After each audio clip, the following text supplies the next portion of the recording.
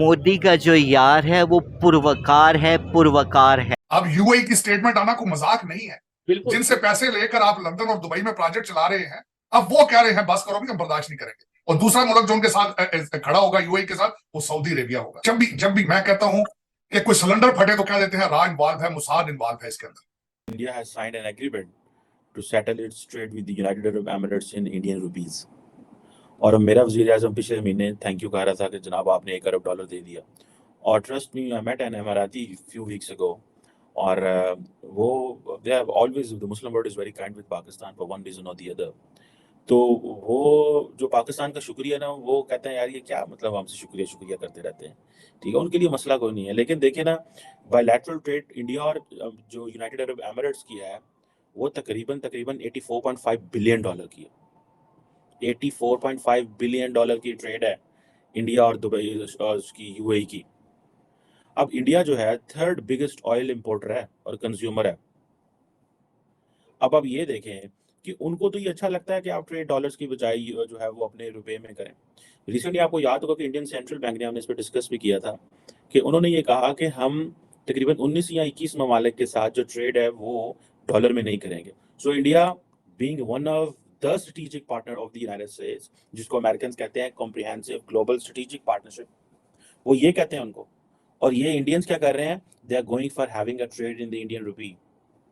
वो कह रहे हैं हमारे पास जो है डॉलर लेके हम अपनी करेंसी पे प्रेशर पड़ता है, क्यों ना हम अपनी करेंसी को उठाएं ऊपर, हमें मौका है। ठीक है जी। अब इंडिया, इससे क्या होगा, अब जाहिर बात है कि ये वो जो डॉलर कन्वर्जन थी उसका भी नुकसान होगा। इससे पहले एक चीज मैं आपको बता दूं, जब Russian foreign minister Lavrov India आए थे, तो उन्होंने ये कहा था कि हमारे पास बहुत सारा इंडियन रुपया हो गया क्योंकि हम इंडियन रुपये में करेंसी चीजें ले रहे हैं, लेकिन हमें ये समझ नहीं आ रही कि हम इस पैसे को लगाएंगे कहाँ पे या इस पैसे को भेजें कहाँ, बिकॉज वो इंडिया से उस तरह चीजें इंपोर्ट नहीं कर रहे थे। लेकिन उनके पास वो कहते हैं we have a sufficient Indian rupee. अब कौन सी थर्ड मार्केट या फोर्थ मार्केट होगी जो ये रुपया लेगी। ठीक है। लेकिन आप ये देखें कि मोदी साहब ने फ्रांस से वापस आते आते, देखिए ये होती है when nation talk something serious, when वो हम कहते हैं ना लेट्स टॉक बिजनेस। हम अक्सर ये मुहावरा सुनते हैं, कहते हैं आओ यार कारोबारी गल करो कि तुसी खचा मारन है इधर उधर करन है, let's talk business. So the business is कि भाई मैं गया हुआ था फ्रांस, रास्ते में तो हमने वैसे पाकिस्तान वालों ने और इंडिया वालों ने, तो इंडिया का शायद आई थिंक बेहतर होगा, हमने तो दुनिया में कहीं भी जाना हो पहले हमने दुबई, अबू धाबी, कतर जो है इस्तांबुल रुकना होता है, बिकॉज हमारे तो डायरेक्ट कनेक्शन ही कोई नहीं है, हमें तो दुनिया डायरेक्ट रिसीव ही नहीं करती है मोदी जी का विजिट यूएई गए एक सक्सेसफुल फ्रांस के ट्रिप से।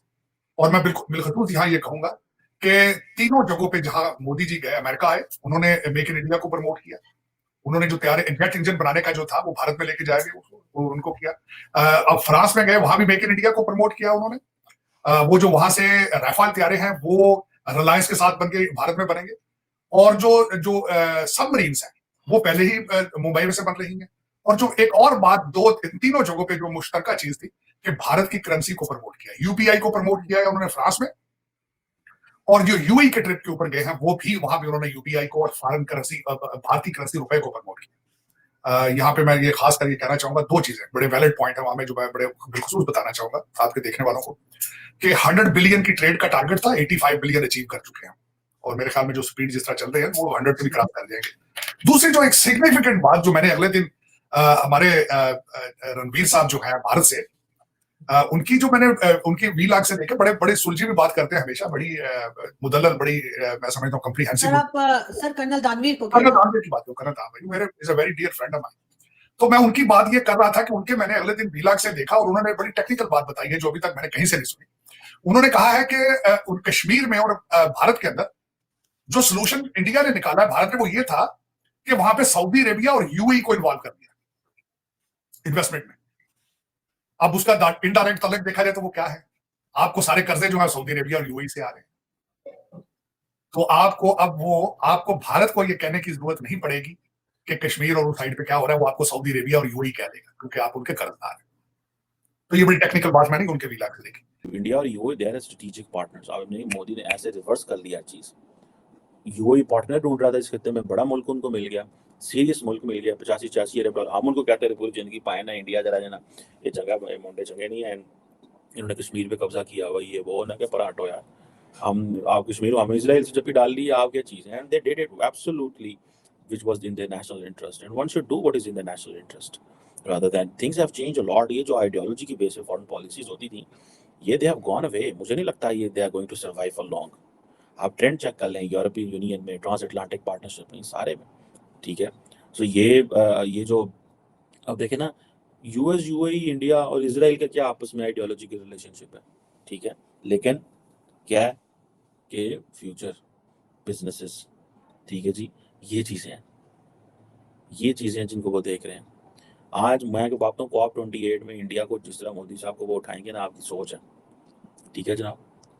और ये चीज़ें जो है वो कह रहे हैं जी हमने जो ग्रीन हाइड्रोजन में काम करना है, सोलर एनर्जी, ग्रिड कनेक्टिविटी में काम करना है और इंडिया से फ़ायदा लेना है. और वो क्या है, इंडियन इंस्टीट्यूट जो है टेक्नोलॉजी, वो उधर ले गए हैं. तो वो ले गए हैं, तो they are going to work on this green hydrogen and solar energy. मैं गारंटी से कह सकता हूँ हमारे मिनिस्टर साहब ये नाम भी नहीं ले सकते. हिंदुस्तान की कामयाबी के पीछे इंडिया के कॉन्स्टिट्यूशन का प्रियम्बल है. मैंने थोड़ी देर पहले 370 की बात की है कि इंडिया जम्मू कश्मीर की बात नहीं कर रहा. ये केस जो ओपन हुआ है इंटरनेशनल कोर्ट के लिए हुआ है, ये लद्दाख के लिए हुआ है, जहां पाकिस्तान को बुलाया जाएगा कि अगर आप कहते थे कश्मीर को खुद मुख्तारी दें, आपने ये सब किस हैसियत में चाइना को दिया है. इंडिया में मुझे जाने का इत्तेफाक हुआ है, इंडिया में किसी अहले तशी डॉक्टर, इंजीनियर, साइंटिस्ट, एडवोकेट, जज की टारगेट किलिंग नहीं हुई. सब अपनी मैशत के लिए लड़ रहे हैं. किसी को किसी से सरोकार नहीं है, टोपी रखी हुई है या तिलक लगाया हुआ है. लोगों को फ्रूटफुल ट्री चाहिए है. जिन दरख्तों पे फल नहीं होता काट के जला दिए जाते हैं. हम भी इस नहज पे आ गए कि काट दिए जाए और जला दिए. India, you are our doctor, you are our psychiatrist.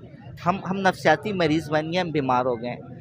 हिंदुस्तानी कौम, आपको भगवान का वास्ता है, क्षमा कीजिए, हम पे कृपा कीजिए, हमें समझाइए, हमें सुधारिए, हमें सीधा रास्ता दिखाइए, हमसे हाथ मिलाइए. जम्मू कश्मीर और लद्दाख, आने वाले वक्त को ये पॉलिटिशियंस को समझना चाहिए था. काश नरेंद्र मोदी साहब आप अपने झूठे चम्मच से इन्हें पानी पिला दें, अपने खून के कुछ ड्रॉप्स ही दे दें. आप इन पे कोई फूंक ही मार दें कि आप जितनी नहीं, आपसे कम बुद्धि इनमें आ जाए तो पाकिस्तान बड़ी तरक्की कर जाएगा. यहाँ पे तो एक कंसेप्ट भी है कि मोदी का जो यार है वो गद्दार है. ये तो नारे हमारे यहाँ पे लगते हैं, जलसों में लगते हैं, हमारी कोई स्ट्रीट में नारे लगते हैं, स्कूल कॉलेजेस में लगते हैं. मोदी का जो यार है वो पुरवकार है. सर, ये पैसा लेने के लिए तो हर काफिर कंट्री में पहुंच जाते हैं. अभी तक बहुत कम कोई इस्लामिक कंट्री है जिन्होंने पैसे दिए हैं. या तो ये IMF के पास होते हैं, या चाइना के पास होते हैं, यूरोप वगैरह में यहाँ मांग रहे होते हैं. लेकिन यहाँ पर लोगों का जीना आराम किया हुआ है. वो जो अहमदियाज है, उनकी कंपनी है शेजान, आपको शायद नाम पता होगा, उसके पीछे पड़ गए जी. इनकी कंपनी के कोई प्रोडक्ट जो है वो सेल ना हो, दुकानों में लोग नहीं रख सकते, ना वो बेच सकते हैं. मतलब ये चाहते क्या है? अजीब किस्म का इन्होंने माहौल बना के रखा है यहाँ पर पाकिस्तान में खासतौर पर. लेकिन आरज़ू, ये आज का प्रॉब्लम थोड़ी 76 साल से ऐसे, बल्कि उससे पहले भी कर लें. जब यहाँ पे इस्लाम आया है, आपके यहाँ पे जब इस्लाम लाया गया है यहाँ पे, आपको मेरा जिस तरीके से आपको कन्वर्ट किया गया है, आपको मुख्तलिफ, आपको उन्होंने अपनी मर्जी का इस्लाम सिखाया. आपके फिरके देखें कितने हैं. आप सिर्फ अहमदियों की बात कर रहे हैं, शिया देख लें आप. देवबंदी वहाबी है, एक दूसरे को पत्थरों से मार रहे हैं. एक गली के अंदर 8-8 मस्जिदें, एक दूसरे को पत्थर मारते हैं. अजान शुरू होती है, 2-2 घंटे अजान होती रहती है. ये इस्लाम है. और जहां से इस्लाम शुरू हुआ है वहां पे मस्जिदें रेगुलेटेड है. वहां गवर्नमेंट खुतबा भेजती है, उससे एक लफ्ज ऊपर नीचे नहीं किया जा सकता. और वो सबसे बड़ी बात है, आपको वो पूरा मुसलमान समझते भी नहीं है. आपके लिए तो आपको तो सेकंड क्लास ह्यूमन समझते हैं. Second class. आपसे जितनी नफरत आपको मैं समझता हूं कि इन मिडिल ईस्ट कंट्रीज में होती है, आप सोच नहीं सकते. मैं तो कई दफा मैं दुबई बिजनेस करना चाहता था कभी. मैं एक प्रोटोटाइप यहां से अमेरिकन जाके मैं एक प्रोटोटाइप बिजनेस में खोलना चाह रहा था. जब मैंने वहां जाके हालत देखी, जब आपको बुलाते हैं रफीक, मस्कीन, गरीब कहते हैं, नफरत से देखते हैं, तो मैंने कहा यार मैं तो इस तरह डेली बेस पे तो नहीं इनके साथ रह सकूंगा. ये आज से 25 साल पहले पुरानी बात है. तो मैं तो वापस आ गया. तो मैंने कहा नहीं यार, मैं व्हाई शुड आई, मैं क्यों एक थर्ड क्लास किस्म का ह्यूमन बन के इनके सामने आगे पीछे फिरूंगा. तो वो, लेकिन ये कि अफसोस वाली बात है, आपने दर हकीकत इस्लाम को भी समझने की कोशिश नहीं की. और ज्यादा मैं ऐसा देखें, आपने इस्लाम की फिलॉसफी को छोड़ के उसके रिचुअल्स पे तवज्जो है. आपकी रिचुअल्स, फिलॉसफी पे तवज्जो नहीं है. फिलॉसफी तो अगर देखी जाए आरज़ू, तो दुनिया के हर मजहब की फिलॉसफी अच्छी है. हर मजहब प्यार का मैसेज देता है. बड़ों को कहता है कि इज्जत करो, हलाल कमा के खाओ, किसी का दिल ना तोड़ो. है कोई उस पर अमल करता? वहां वही अमल नहीं करता. एक दूसरे के खून के प्यासे हैं, बगैर किसी मतलब के, नफरतों से भरे पड़े. हर मजहब दूसरे के खिलाफ नफरत, ये इस तरह थोड़ी होता है. हर मजहब आपको हार्मनी, प्यार सिखाता है. मेरे ख्याल में अगर आप एक दूसरे के साथ प्यार करने की सलाहियत नहीं रखते, you can not be anything. You can not be called human और रिलीजियस पर्सन. वो तो बहुत दूर की बात। मैं समझता हूं कि खुदा हमेशा ये कहता है कि मुझ तक पहुंचना है, मेरे बंदों के जरिए पहुंचो, सेवा करके आओ। बंदों को खुश करोगे तो मैं खुश होऊंगा। तो अगर बंदों के दिल तोड़ोगे, जुल्म करोगे, तो how can you achieve better position in any religion to begin with? Possible नहीं।